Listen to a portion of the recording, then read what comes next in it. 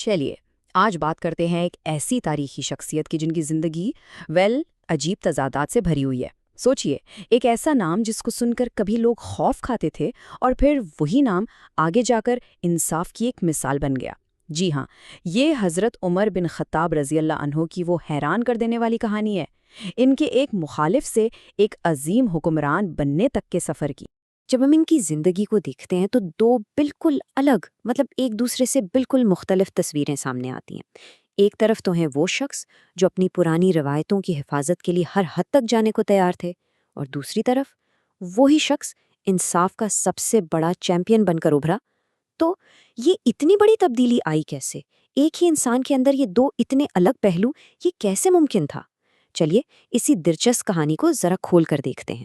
تو اس کہانی کو شروع کرتے ہیں اسلام سے پہلے کے مکہ سے۔ ذرا تصور کیجئے ایک ایسے شہر کا جہاں قبیلے سے وفاداری ہی سب سے بڑا قانون ہے اور طاقت ہی سب کچھ ہے۔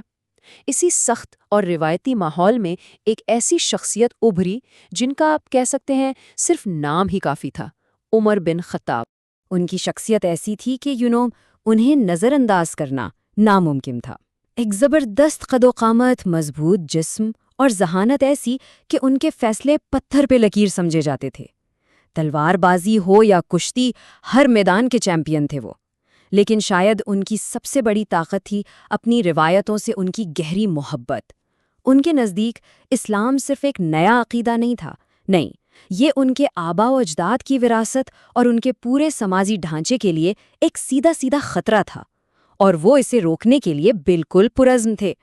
لیکن جیسا کہ اکثر تاریخ میں ہوتا ہے، کبھی کبھی ایک ایسا لمحہ آتا ہے جو سب کچھ بالکل بدل کے رکھ دیتا ہے۔ حضرت عمر کی زندگی میں بھی ایک ایسا ہی دن آیا، ایک ایسی تبدیلی جس کا کسی نے سوچا تک نہیں تھا، اور اس تبدیلی نے صرف ان کی اپنی قسمت نہیں بدلی بلکہ آنے والی پوری دنیا کا نقشہ ہی بدل دیا۔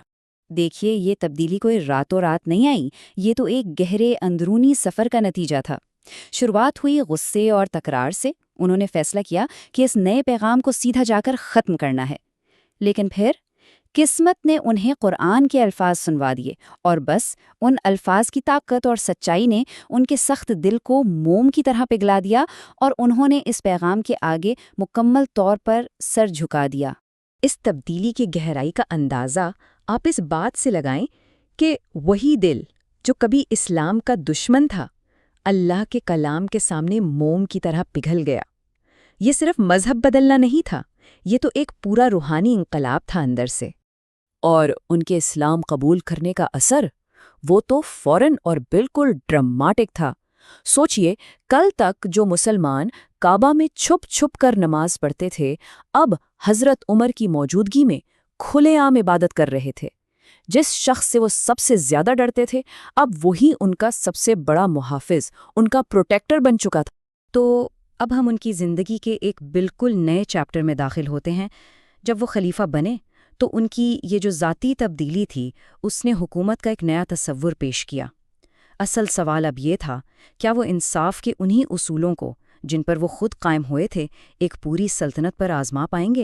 ان کی ذمہ داری کا احساس کتنا گہرا تھا، اس کا اندازہ ان کے اس مشہور قول سے لگائیں: اگر دریائے فرات کے کنارے ایک کتا بھی بھوکا مر گیا تو عمر سے اس کے بارے میں سوال کیا جائے گا۔ جسٹ امیجن، ایک حکمران صرف اپنے شہریوں کے لیے نہیں بلکہ اپنی سلطنت کے جانوروں کے لیے بھی خود کو جواب دہ سمجھ رہا ہے۔ یہ اس دور کے حساب سے ایک غیر معمولی سوچ تھی۔ اور ہاں، یہ صرف باتیں نہیں تھیں، وہ باقاعدہ راتوں کو بھیس بدل کر مدینہ کی گلیوں میں خود گشت کرتے تھے۔ کیوں؟ تاکہ اپنی آنکھوں سے دیکھ سکیں کہ کون ضرورت مند ہے، کس کو مدد چاہیے۔ ان کا مقصد یہ تھا کہ انصاف صرف عدالتوں تک محدود نہ رہے بلکہ لوگوں کے دروازوں تک پہنچے۔ اسے کہتے ہیں حقیقی معنوں میں عوامی خدمت۔ ان کے نزدیک انصاف کا مطلب بالکل صاف تھا، قانون سب کے لیے برابر، نو ایکسیپشنز، کوئی رعایت نہیں، کوئی معافی نہیں۔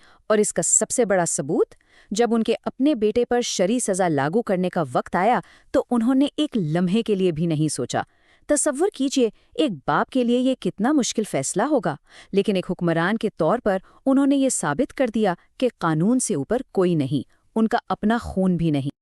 دیکھیے، ایک انصاف پسند حکمران صرف اچھے فیصلے نہیں کرتا، وہ ایک ایسا سسٹم بناتا ہے جو انصاف کو یقینی بنائے۔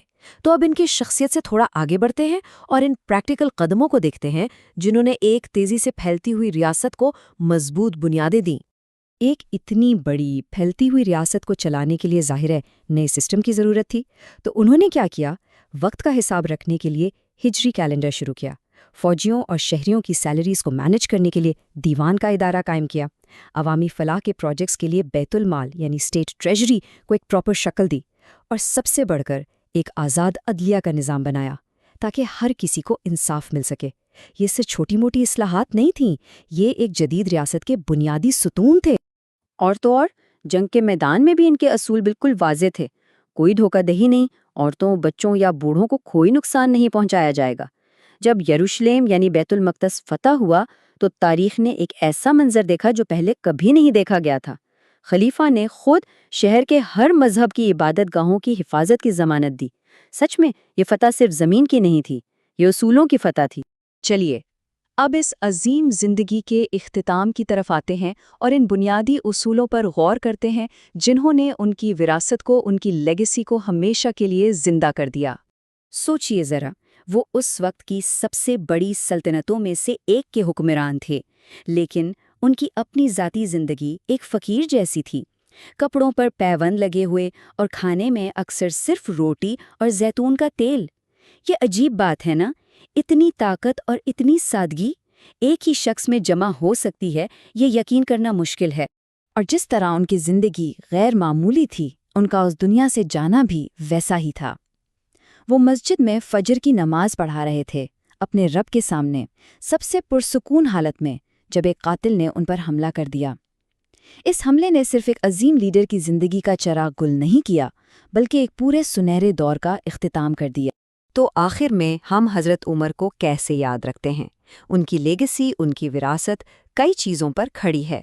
وہ مطلق انصاف کی ایک علامت ہیں، ایک ایسی لیڈرشپ کا ماڈل ہیں جو خود کو عوام کے سامنے جواب دہ سمجھتی تھی۔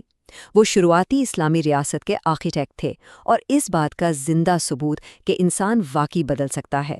لیکن شاید سب سے بڑھ کے وہ کمزوروں اور غریبوں کے محافظ کے طور پر ہمیشہ یاد رکھے جائیں گے۔ تو آخر میں ایک سوال رہ جاتا ہے ہم سب کے لیے، انصاف، جواب دہی اور سادگی پر مبنی یہ عظیم وراثت آج کے دور کے لیڈرز کو اور شاید ہم سب کو کیا سکھا سکتی ہے؟